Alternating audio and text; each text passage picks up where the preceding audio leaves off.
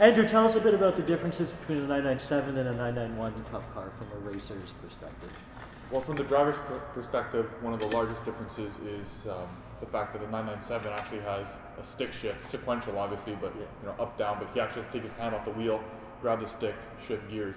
Chris, on the other hand, has doesn't have to do anything. Chris is just there along for the ride. First time I got him this thing, I actually went into turn 5 and I went to go reach for the, for the sequential shifter. And I think everyone has a story like that. Yeah. But another major difference, wheelbase on the 991, the longer wheelbase. That obviously changes hard points where we measure ride height from.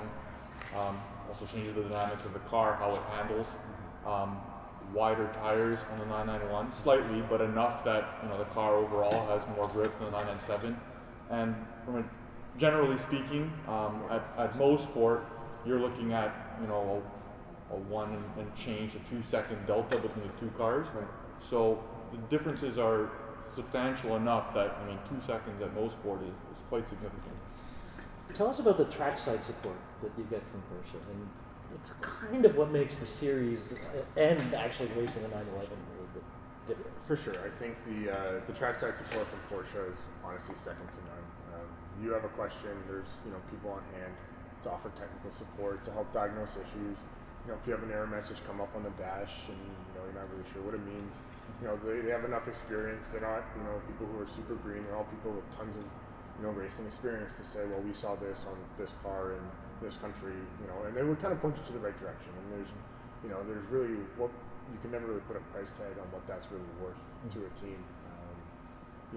Also from a parts support standpoint, if we need brake pads unexpectedly at the track, or if we unfortunately it's racing, if we crash or something like that, we always know that we can go to the Porsche parts truck and have 90% of the stuff we'll need, and there's really that is so great from a racer standpoint, a team standpoint. It makes your life so much easier. You're not stocking $40,000-$50,000 worth of spare parts in your own truck. It makes going racing just that much easier. We're all wearing shirts with a lot of logos on. Yeah. Sasha, you've had quite a long racing career, and Chris as well. What is the role of sponsors in this whole circus? Well, I'm sure we can all chime in on that somewhere along the line. It's more than just a financial commitment from a sponsor. A lot of the relationship that you create with a sponsor is about what you do for them away from the racetrack. Obviously there's a big value added to the sponsor to be on a car in front of X number of people at the racetrack. However, it's what you do for them away from the racetrack on social media and with your clients of our business, for instance, and how we really give them the exposure they desire for the money they're putting into the program. We've been very fortunate that Castrol and BASF and Glasurit have been big parts of our operation for a number of years, and it's really allowed us to be that car in the series that's been unchanged for the last 4 seasons. Chris, tell us a bit about what you've been doing with Castrol, because you've been very involved with them outside of the racetrack as well. But that's the great thing about the relationship and being an ambassador for a brand like Castrol, is that they embrace it. They want you to be in front of their client base. They want you to be in front of their potential customers. They want to be able to show somebody or show people what they're proud of and what it is that they can achieve with such a successful product like Castrol Oil.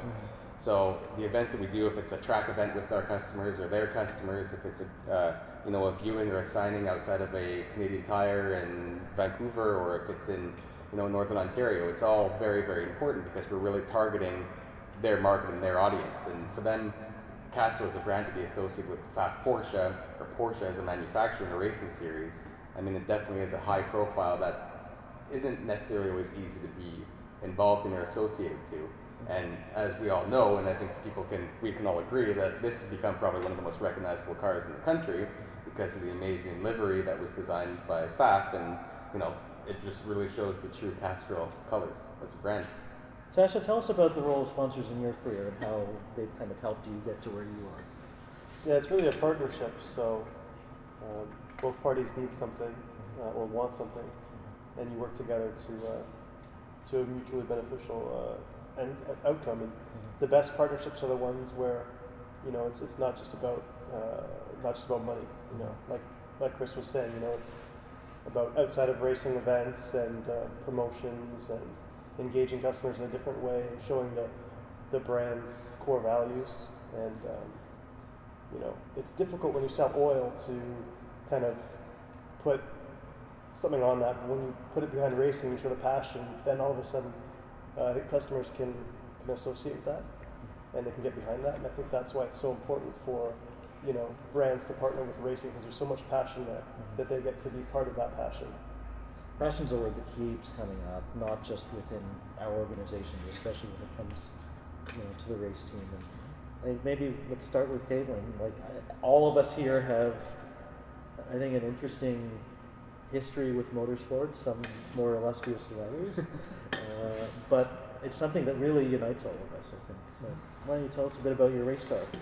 So I have a 99 Honda Civic hatchback, and I've been tracking it for 3 years now.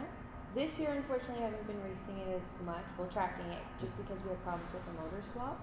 But what got me into that was my previous job. I actually got tickets to a Canadian Tire Motorsports event, and I was a flag girl there.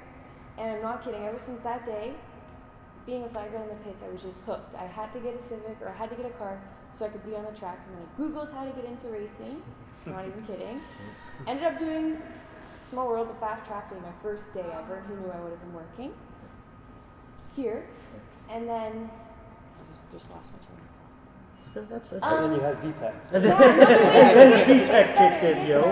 So then from being at the track that first time, I knew I had to be around race cars my whole life.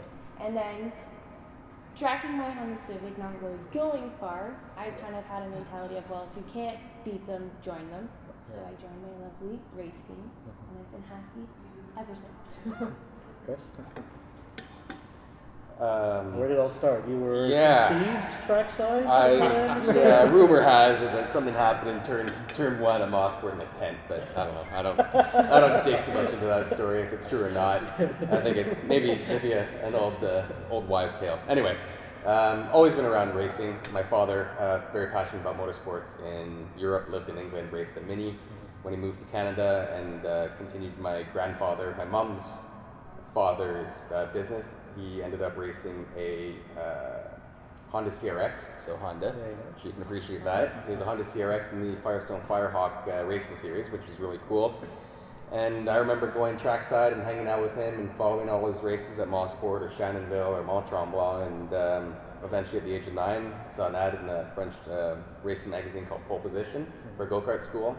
And after jumping on the bed and screaming and yelling for 6 months, because I really wanted to get into a go-kart, he finally caved, bought my first go-kart. He bought me my first go-kart at the age of 9, and for many, many years I spent time racing go-karts around the world and started to make my way into Formula cars. And next thing you knew, my passion was always with Porsche, because my father was a very passionate Porsche guy.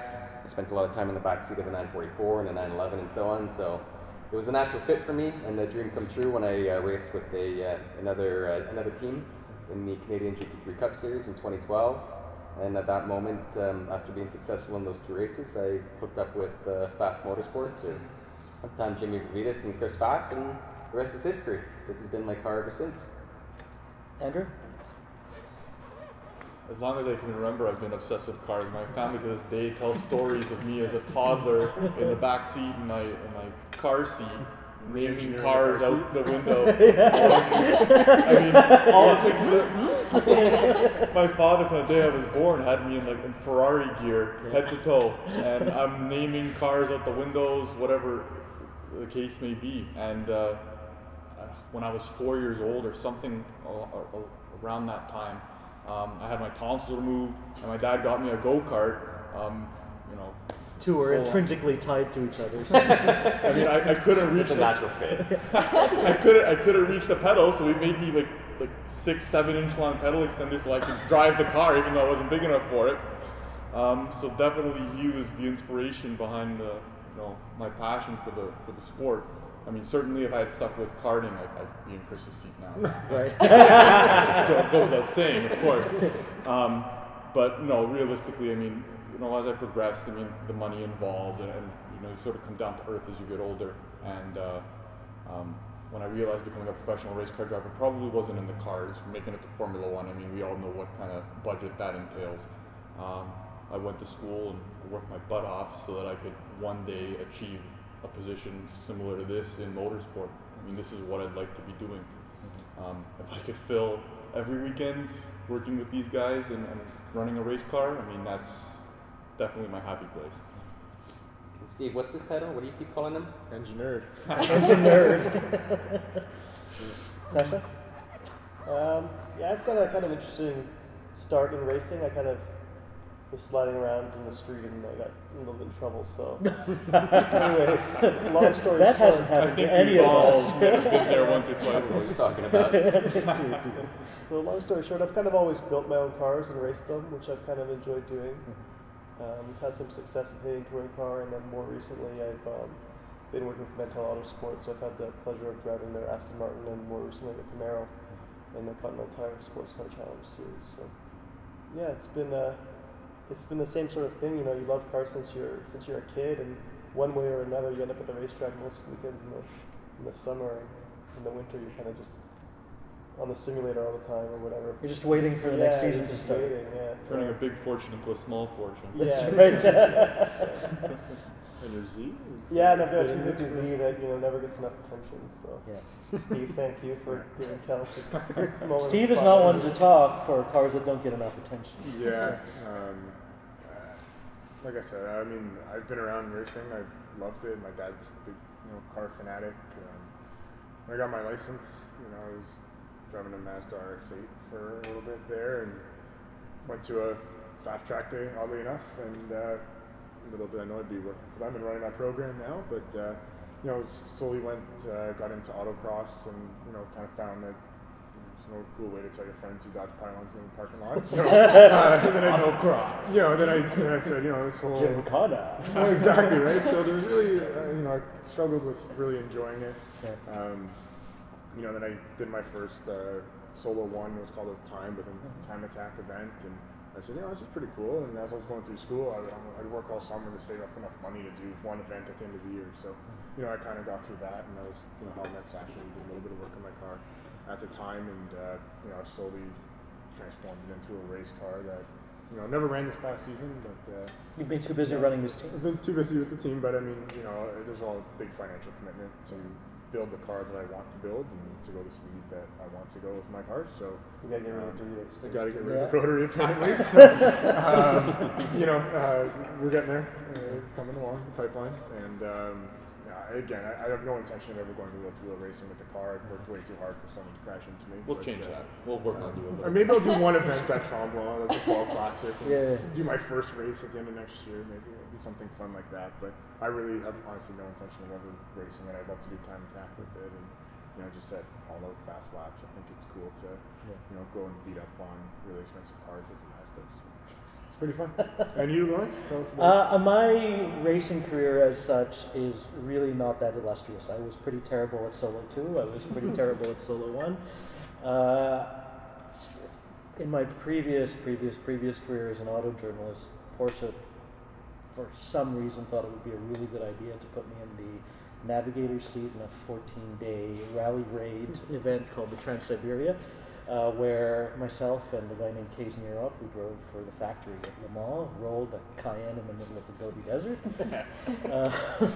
But being around race cars and being around racing people has been something I've been really passionate about since I was young. There's something about the energy that you get from being around the cars, but especially about the people that work on them and that drive them, that really, you don't find anywhere else. It's this very specific energy that, kind of, the moment you, like, if you get it, you're never going to want to be anywhere else. Ultra And I think 94 that's- runs through your veins, right? Yeah, exactly. Through all of ours. Castrol. Yeah. Castrol, Ultra 94. It's Michelin on the bottom of your shoes. We can go on. That's right. While I worked at Porsche, the GT3 Cup Challenge was a little bit my baby. We kind of started it with 5 cars on the first starting grid, and we all looked at each other and went, "What have we done?" And here we are, 5 years later, and I'm kind of on the other side of the fence, but I'm still part of it because it's just so cool. And now that you're on the other side of the fence while the spotlight's still on you, what's your experience being with motorsports for the first time as a team member? Oh, it's so awesome. I mean, you know, I am the, probably of anybody on the team, I have the easiest work to do. I get to take some pictures, and I get to write a few great stories about Chris and the team, you know, winning a championship. But I still want to be there for every moment of it. It's still, even though I'm not in the car and I'm not working on the car, it's just something I want to be around, and I think that's true for all of us.